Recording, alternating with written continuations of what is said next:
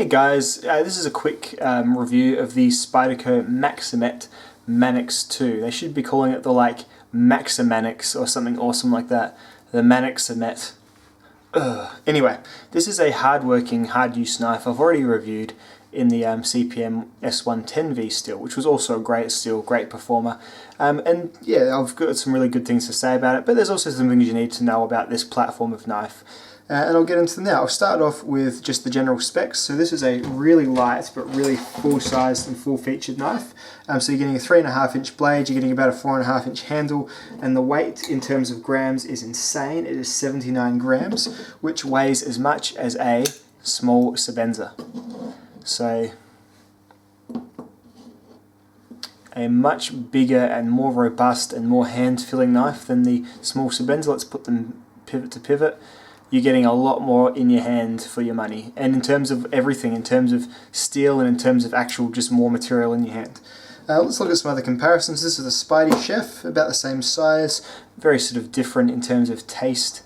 That one's all scratched up from me putting the work sharp edge on it and just being a bit clumsy with my wrist, bumping the sides of the machine.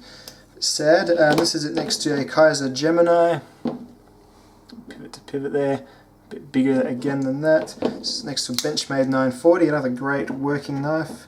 Kind of about the same size there. Benchmade's much narrower. And this is it next to its closest competitor in the Spyderco range, in my opinion, the ZDP Endura. So let's talk what I like about the knife. First of all, the notable thing about this knife is it is in Maximet steel, which has, in my testing at least, which isn't the be-all and end-all, but it is, I think it's something. It has blown all the other steels out of the water. Even the crazy CPM 10V has blown it out of the water in terms of pure edge retention. And even in some other tests I've seen some guys do, it's actually quite tough stuff as well, despite wearing a Rockwell of about 67. So really, really impressive steel. And it is put into a blade really, really well. This Manix blade carries the steel very well. It's got a really nice, deep, flat grind, so it's very tall, so it's very, very slicey, but it's got a sort of reasonable amount of thickness to it as well. Got a fairly robust point there too, which is good. The point in some of these other knives is always seems a little bit fragile. The Paramilitary 2 is one that I always feel has a bit of a fragile tip, which is again why I sort of prefer this or the Endura as my sort of beta Spydercos, if you would call them that. So yeah, but this blade wears the Maximet really well, and it's been stonewashed. This actually feels different to my, different enough that I'm actually reviewing it again, rather than just saying, hey, same as the S110V one, just with Maximet, because it's different. They've stonewashed the blade, which makes it much more enjoyable to deploy. For a start, the stonewashing has taken all the harsh edges off the spider hole, so the spider hole is actually quite nice to use on this one, because there's often a little bit of resistance in this lock here. And I think also due to the stonewashing, which has definitely smoothed out the whole steel surface, it's really smooth from the pivot too, from the factory. So it didn't need, it's got some brass washers in here, or bronze washers in here, very thin ones, and they've all had that, which is why I would recommend this one. If you're after Maximet, I'd recommend this over the Native, because the Native doesn't have washers, and it's always a little bit gritty, I always found. Anyway, I digress. So yeah, it's come really smooth, which is, it took me a while to get my previous Manix to that point, just with oil and that sort of stuff. Because remember, and I'll talk about this later, you can't take this apart. And I'll get into why later on, of course. It's probably obvious to you from looking at it, but it's that as well. So anyway, the blade is really, really well done. And also, the lock here, the ball bearing lock is, in this case, and I'm not sure again if it's just because the surface of the little notch in the blade it's sitting next to, maybe it's got this smoother stonewash finish. The ball bearing is much nicer. You can actually operate it with one hand straight from the factory, which is much different to what you usually get with these Manixes. Usually they're quite like you have to get both fingers on them. It's almost a two-handed knife sometimes.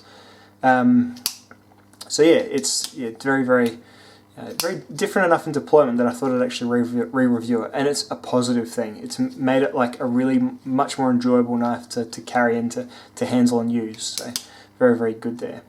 The handle on this one is FRN. It's where they've saved the money. It definitely is. It's linerless FRN, so it is literally just a piece of plastic. They've got a reinforcing bit of steel here just to stop the plastic from ever cracking under the sort of, say if you had lateral pressure this way or this way, and the because the ball bearing fits into this like bit of the blade thing, so between my two fingers there is steel, and so say if there was pressure down, you could potentially push the blade through the back of the knife. So they've reinforced it here, but that's the only other bit of steel in this handle. It's very, very lightweight indeed, and this is crazy lightweight, as I said, Sebenza lightweight, small Sebenza lightweight, so very, very cool there. However, it doesn't feel like a high-end handle. It's comfortable enough, like it's comfortable, and it is definitely ergonomic. I use this for, as I said in my other video, 500 cuts plus on my cut test against a rope, which usually kills my hands.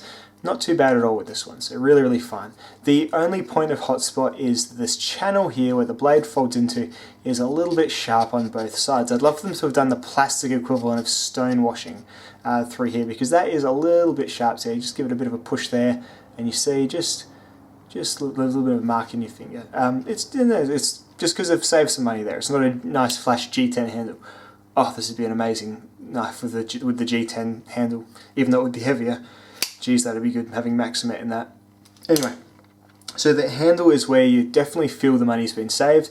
It's definitely a, not cheap feeling, but it's a value feeling handle, I guess. Value feeling. You can definitely see where they're getting their value, where they're making it so it's not a $400 knife and it's just a $270 knife, which is, you know, that is a fair, that's a fair bit of money to spend. I know you're getting probably the current industry's most durable or most like edge holding steel, but you know, it's a lot of cash even still. Something you need to think about. Something I just put in the neutral camp there as well.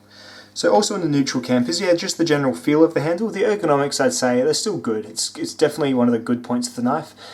Two different variables holding the knife, choking up for the little finer control when you're doing like your label removal from your clothes, get that little bit of plastic tagging right in there and just go boonk. Or you know, holding back there, cutting through like your carpet or your big thick cardboard or whatnot. Good like that. And it's one area I do prefer it in over the Endura in terms of versatility. I still think the Endura's got a bit more of a general comfortable grip because they have seen to this little channel here. It's not as bad, and also the Endura has liners. It's a little bit heavier, the Endura. So just for a comparison, let's check it out. I think the Endura is probably going to be about 90 grams or something like that. Oh no, the Endura is only 75 grams as well, so these weigh like the same amount. This is like 70 grams. Is it 70 grams? 77 grams, 75 grams. So actually the Endura is 2 grams heavier. Who cares? I'm sorry I brought it up. Dumb thing to talk about. They're both super light, super great knives, and I have done a comparison video, which is probably already uploaded. So that's just something you need to be aware of. It's not the most premium feeling knife, despite paying a fairly premium price for it. You are really just getting that great steel in there. That's the main thing you're paying for.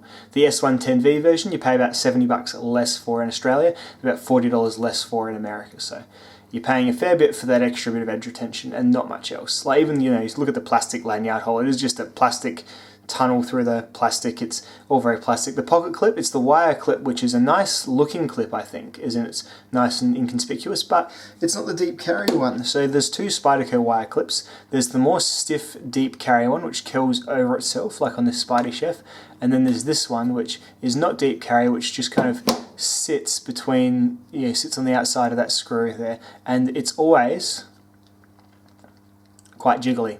This wire clip here, and you can sort of roll it around just a little bit. It's not going to come off. It's definitely fine, like no worries. But and it's got good spring and it goes into your pocket well. But it's not the good Spyderco wire clip. It's just the OK one. So just another thing to have in your mind there as well.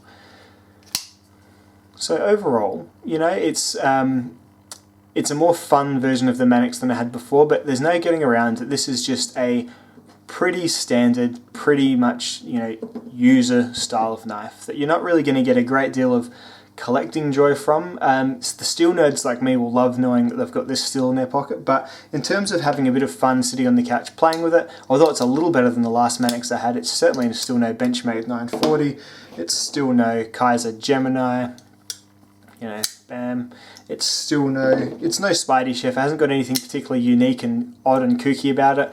Just very, very practical. Practical is not bad. It's not a bad thing, but it's definitely a thing you need to at least tell people about when they're looking for knives, because, geez, you're a knife guy like me. You don't buy your knives for practical purposes, do you? You buy your knives because you like the look of them, because you want usable usable pocket accessories or usable pocket fun things to have that you're not scared to use, of course, but most of the time it is just for admiration and for which knife am I going to take out today. You might find yourself not choosing this one a great deal because it is very vanilla. But if you're after a knife just to put in your work gear, in your toolbox, in your car, in your that you're just going to use, you're not going to probably ever bring home, maybe just leave it in your locker at work or something like that, this has got to be one of the best ones going. Really, really good. If you don't want to spend this much money, then there is no shame, and you still get an amazing deal with the ZDP Endura. But see my comparison video for more on that one there. So Manix 2 Maximet, it's a pretty good buy. It's expensive. The steel is going to either appeal to you or it's not. So you probably, if you don't care about the steel that much, as in this, if you don't care about between having the best of the best steel or just one of the third or fourth best steels, then yeah, that's going to be really the metric that gets you getting this one, or getting perhaps just the nicer fit and finish G10 one with the S35 VN steel in it. Maybe that'll be the one that you need. S35 VN still great, and the G10 and the liners and stuff probably make it feel a bit more robust as well. But if you want something super light that's cuts super well, pretty comfortable, then you really can't go too far wrong with this. I do wish I'd done it a different colour though. I think Maximet is a steel, because it's such like a outlandish stuff. I think they would have done well to have maybe, I don't know, I know they've done orange with the Hat 40s, but maybe like a bright green, or like a red handle. That'd be cool, like a bright red crimson handle. That would have been wicked. But anyway, they went with good old grey, and that's probably another thing I'd knock them for. I wish you didn't, guys. You're already struggling to make this an exciting knife. You put some exciting steel in it, but then you've gone and greyed it all out, so I don't know. Anyway, dudes, that's the Manix 2 Maximet. I hope you've enjoyed my video, and I'll see you in the next one. Bye. Sorry, the thing I forgot to mention with this Maximet Manix 2 is it is a sealed knife. So that's something to be aware of. You can take the blade out, though, if you wanted to, but you'd have to stack it back in and get it back in quite delicately. The reason I mention this is because it's a Maximet Manix blade. You may want to take out this blade and do a blade swap with a G10 handled Manix. That won't be the easiest thing in the world to do, because you might end up just burning this frame and handle, because you might struggle to get everything back in properly. That's all I was going to say. And it is a bit of a knock against the knife. I wish they would just make these Torx screws, but instead they're all sealed up. So just something to be aware of with this one here. So I just thought I'd bring it up because I did mention it before, I alluded to it and I forgot to get to it. So sorry about that. But yes, the Manix is a sealed, the lightweight Manix is a sealed construction. So something to be aware of there. Alright, see ya.